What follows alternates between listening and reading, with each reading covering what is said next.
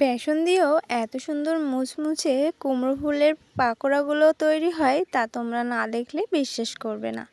আর এতটা মুচমুচে হয়েছে তোমাদের কি বলবো, তোমরা একবার এভাবে বানিয়ে দেখো। বেসন ছাড়াও কিন্তু খুব সুন্দর মুচমুচে পাকোড়া, কুমড়ো ফুলের পাকোড়া কিন্তু তোমরা আটা বা ময়দা দিয়ে তৈরি করে নিতে পারবে। আর এই যে দেখো, আমি তোমাদের দেখিয়ে দিচ্ছি।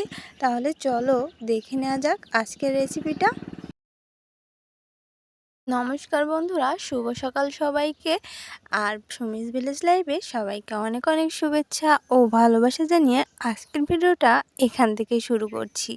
আর কুমড়ো ফুল তো সকালেই ফোটে, তোমরা যারা জানো।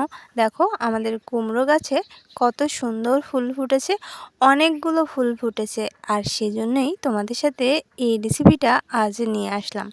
কুমড়ো ফুলগুলো দেখতে কিন্তু ভারী সুন্দর লাগে বলো। আর এই কুমড়ো ফুলের বড়ি বা পাকোড়া পছন্দ করে না এমন কেউ কিন্তু নেই। তো গাছ থেকে প্রথমেই কুমড়ো ফুলগুলো কিন্তু আমি তুলে নিচ্ছি, সেটা তোমাদের সাথে একটু দেখিয়ে দিচ্ছি। কারণ কুমড়ো ফুলগুলো তুলতে এত ভালো লাগে, আর এগুলো একদম ফুটে রয়েছে, তো দেখতে কিন্তু ভারী সুন্দর লাগছে। আজ অনেক কিছুদিন ভিডিও শেয়ার করতে পারিনি, দুর্গাপূজার জন্য অনেকটাই ব্যস্ততা ছিল। আর সেজন্য কিন্তু অনেক দিন পর আজ তোমাদের জন্য একটা ভিডিও নিয়ে এসেছি। তোমরা কিন্তু ভিডিওটা স্কিপ না করে সম্পূর্ণ দেখার চেষ্টা করবে। আর আমার আজকের রেসিপিটা দেখে তোমরা কিন্তু বেসন ছাড়াই খুব সুন্দর মুচমুচে কুমড়ো ফুলের পাকোড়াগুলো তৈরি করে নিতে পারবে। তো দেখো, কুমড়ো ফুলগুলো আমি তুলে নিয়ে এসেছি। এবার এগুলো, এই যে গার যে বোটাগুলো থাকে সেগুলো কিন্তু এভাবে ফেলে, আর নিচের থেকে ভিতরে যে পরাগ অংশটা থাকে সেটা কিন্তু বাদ দিয়ে দিতে হবে। তো আমি এইভাবে কিন্তু এক হাত দিয়েই তোমাদের সাথে দেখিয়ে নিচ্ছি। দেখতে পাচ্ছ এই পরাগটা, এটা কিন্তু ফেলে দিতে হবে। আর এই যে দেখো, এরকম করেই কিন্তু ফুলগুলো বেছে নিতে হবে। তো সবগুলো ফুলই আমি এভাবে পরিষ্কার করে ধুয়ে নেব। তোমাদের সাথে আরও একটা কিন্তু আমি দেখিয়ে দিচ্ছি, তোমরা যারা জানো না তারা কিন্তু এভাবে দেখে নাও। কারণ কুমড়ো ফুলের এই পরাগের অংশটা কিন্তু বাদ দিতেই হয়, তা না হলে হালকা একটু তেতো ভাব লাগে। সেজন্য এটা বাদ দিয়ে কিন্তু কুমড়ো ফুলের এই পাকোড়াগুলো তোমরা তৈরি করবে। তো দেখো, এই যে এটাও কিন্তু আমি পরিষ্কার করে নিয়েছি, আর এই পরাগের অংশটা বাদ দিয়ে নিয়েছি। তো সবগুলো কিন্তু আমি এভাবেই পরিষ্কার করে আর একটু জল দিয়ে ধুয়ে নেব। যদিও আমি সদ্য গাছ থেকে তুলে নিয়ে এসেছি, তবুও কিন্তু একটু জল দিয়ে এটা একটু ধুয়ে নিতে হবে। তো আমি এরকম করে সবগুলো পরাগ ফেলে ফুলগুলো পরিষ্কার করে ধুয়েই তোমাদের সাথে একবারে কিন্তু শেয়ার করব। আর অনেকগুলো ফুল ফুটেছে, দেখতেই পাচ্ছ, খুব সুন্দর করে পরিষ্কার করে নিয়েছি। এবার চলো তোমাদের সাথে শেয়ার করি। এখানে কিন্তু আমি প্রায় 50 গ্রামের মতো আটা নিয়ে নিয়েছি। তোমরা কিন্তু এখানে ময়দা থাকলে ময়দাও নিতে পারো। তো আর 50 গ্রামের মতো শুকনো চালের গুঁড়ো এখানে কিন্তু দিয়ে দিলাম। ভিজে চালের গুঁড়োটাও ব্যবহার করতে পারো, তাহলে জলের পরিমাণটা কম লাগবে। তো এখানে গুঁড়ো মশলাগুলো দিয়ে নেব। তো ঝালের গুঁড়োটা কিন্তু দিয়ে নিলাম 1 চামচ, আর এখানে জিরের গুঁড়োটাও কিন্তু 1 চামচ দিয়ে নিয়েছি। আর এবার কিন্তু লবণ দিয়ে নিলাম, আর হলুদ গুঁড়োটা দিয়ে নেব। মোটমাট গুঁড়ো মশলা যা যা দেবো সেগুলো কিন্তু আমি এখানে একবারে দিয়ে দিয়েছি। আর অল্প জল দিয়ে ভালো করে কিন্তু এই ব্যাটারটা তৈরি করে নেব। আর এই ব্যাটারটা তৈরি করার সময় একদম যেন স্মুথ একটা ব্যাটার হয়, মানে ব্যাটারের ভেতরে যেন কোনো দানা অংশ না থাকে, সেদিকে কিন্তু খেয়াল রাখতে হবে। সেজন্য সময় নিয়ে একটু আস্তে আস্তে হাত দিয়ে এই ব্যাটারটা তৈরি করে নিতে হবে। ব্যাটারটা যত ভালো হবে পাকোড়াগুলো কিন্তু ততটাই মুচমুচে হবে। তো দেখো, আমি কিন্তু একটু ঘন করে ব্যাটারটা গুলে নিচ্ছি প্রথমে। আর বাটির গায়ে যেহেতু স্টিলের বাটি, সেজন্য কিন্তু বাটির গায়ে এঁটে গিয়েছিল, সেগুলো কিন্তু আমি হাত দিয়ে তুলে নিয়েছি। আর এই যে দেখো, ঘন করে নিয়েছি। এভাবে ভালো করে একটু সময় নিয়ে ফেটিয়ে নিতে হবে, তাহলে শুকনো চালের গুঁড়োগুলো যখন একটু নরম হতে শুরু করবে ওর গাটা ছেড়ে দেবে, আর আটাটাও ভালো করে মিশে যাবে। সেজন্য একটু সময় নিয়ে কিন্তু ফেটিয়ে নিতে হবে। তারপরে দেখো আমি কিন্তু ভালো করে ফেটিয়ে নিচ্ছি।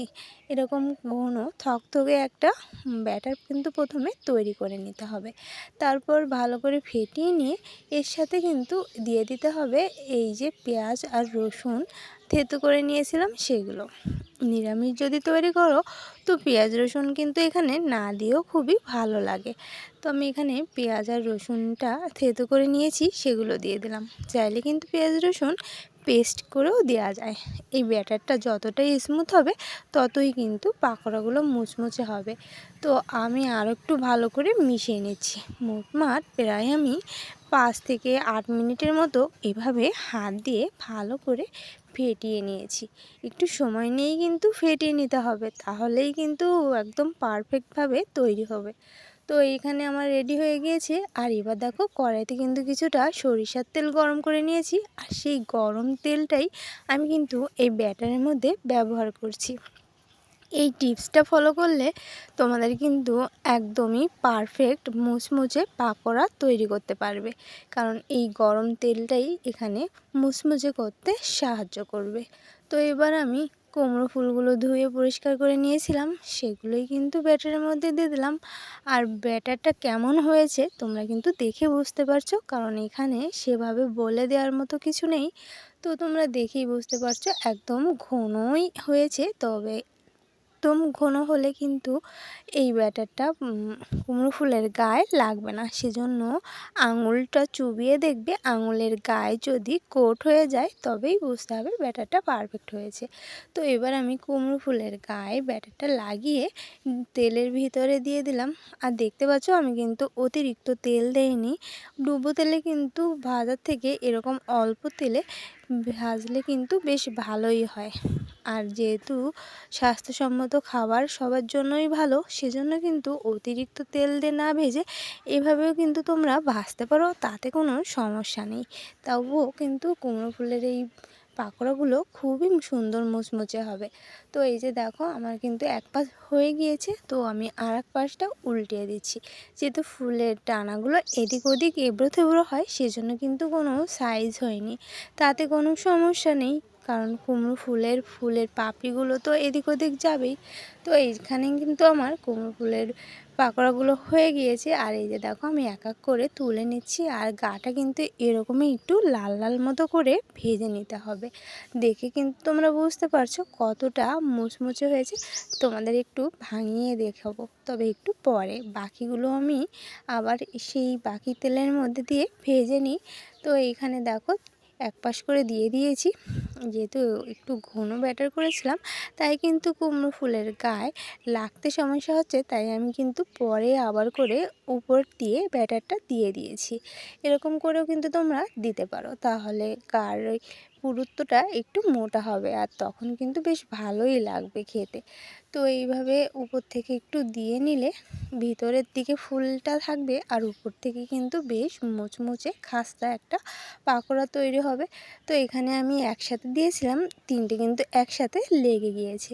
তো এখানে আমি খুন্তি দিয়ে একটু হালকা নাড়া দিলেই কিন্তু এই তিনটা কিন্তু ছেড়ে যাবে।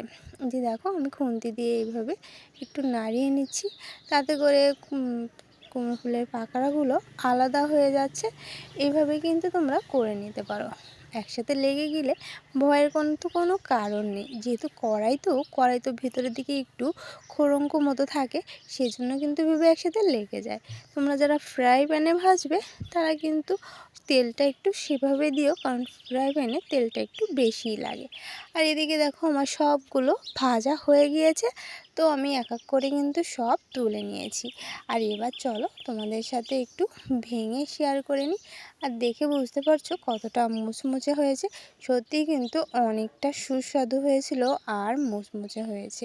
এই কুমড়ো ফুলের পাকোড়াগুলো খেতে এত ভালো লাগে, এগুলো ভাত দিয়েও খেতে ভালো লাগে, শুধু খেতেও ভালো লাগে, আবার কিন্তু মুড়ি দিয়েও খেতে বেশ ভালো লাগে।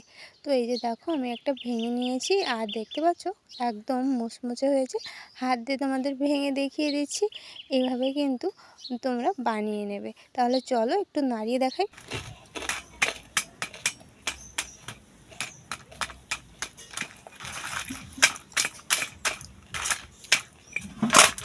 শব্দ শুনেই বুঝতে পারছো কতটা মুচমুচে হয়েছে।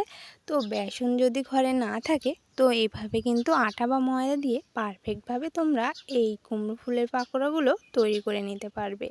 আর কেমন লাগলো তোমাদের কাছে এই কুমড়ো ফুলের পাকোড়াগুলো অবশ্যই কিন্তু কমেন্টে জানাতে ভুলো না। তাহলে একটা লাইক দিয়ে দিও। ভালো থেকো, সুস্থ থেকো সবাই।